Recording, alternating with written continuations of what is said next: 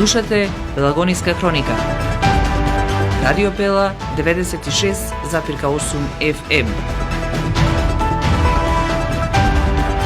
Настани на денот.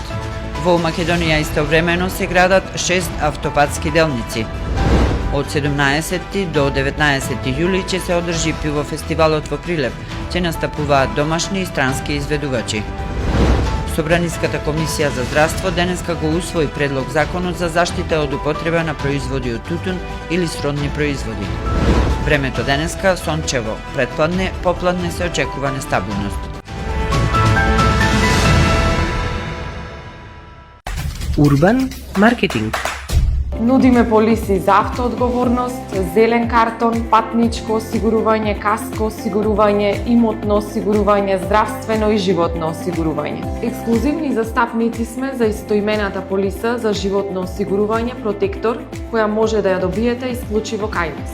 Посетете ги на новата локација, проверете на веб или на Facebook страната Протектор, Друштво за застапување во осигурувањето Прилеп. Телефон 073 555 006 во близина на Чумовчанец.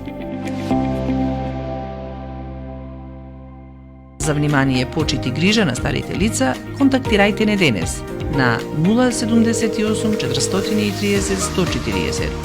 Хомкер Прилеп, Агенција за грижа на стари лица.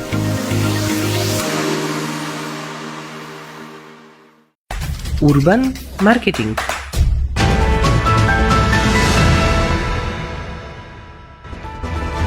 Согласовна поддршка во студиото Гордана Цветановска.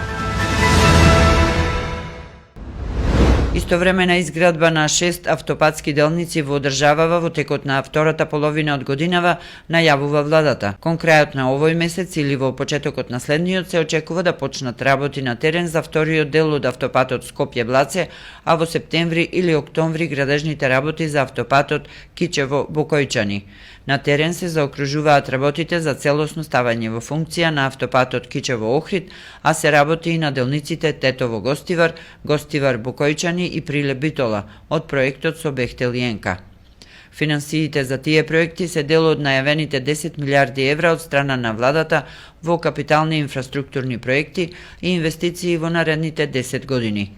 Од проектот со конзорциумот Бехтел и Енка, доколку работите се одвиваат според планот, се очекува првите 11,5 километри од делницата Прилеп-Битола да бидат пуштени во употреба во основно автопатско решение до септември 2027.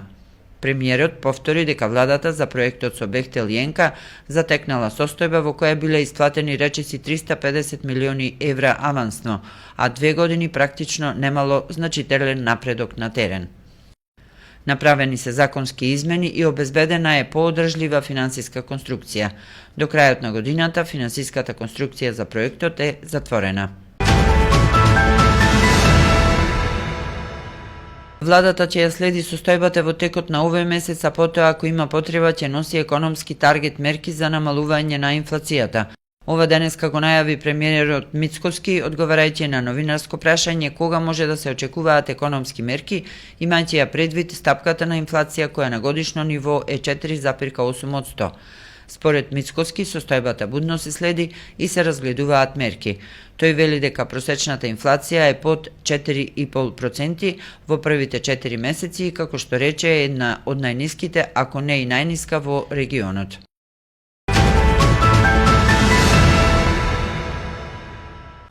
Од 17 до 19 јули Прилеп ќе е во центарот на забавните летни случувања во Македонија. Ќе се одржи пивофестивалот 2026, познат како Пивофест. 3 незаборавни денови исполнети со одлична музика, ладно пиво, добра храна и врвна забава. На сцената ве очекуваат најголемите домашни и балкански музички звезди, спектакуларна атмосфера и програма која ќе го претвори Прилеп во центар на летната забава. Пишува на официјалната Facebook страна на фестивалот, но се уште без објава на музички звезди. Инаку Пивофестивалот во Прилеп е најмасовната и најпозната фестивалска манифестација во Македонија, што нуди незаборавно музичко и гастрономско доживување.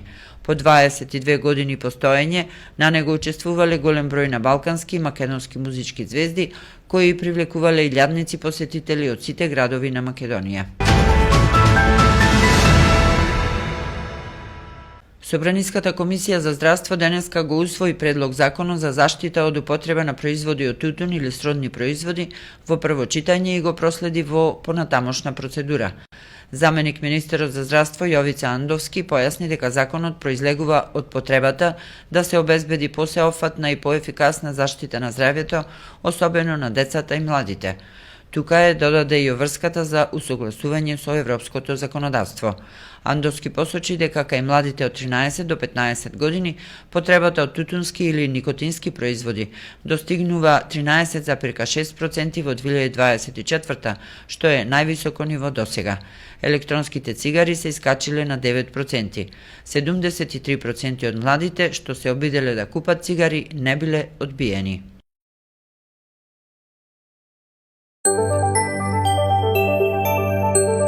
Временска прогноза. Времето денеска сончево и топло со мала до умерена облачност, идува слаб до умерен ветер од југоисточен правец. Попладне ќе има локална нестабилност со пороен дожд, грмежи и засилен ветер и услови за изолирано невреме со појава на град. Во Прилеп минималната температура се спушти до 14, а максималната достигна до 30 степени.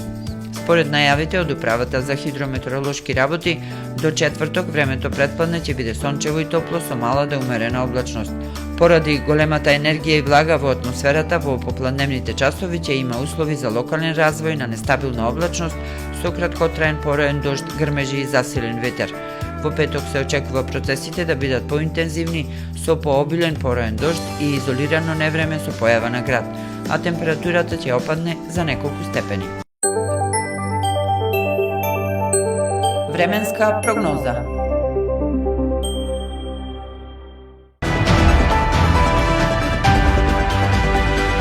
Продукција Радио Пела, уредник Гордана Цветановска, техничка реализација Никола Димески. Јуни 2026.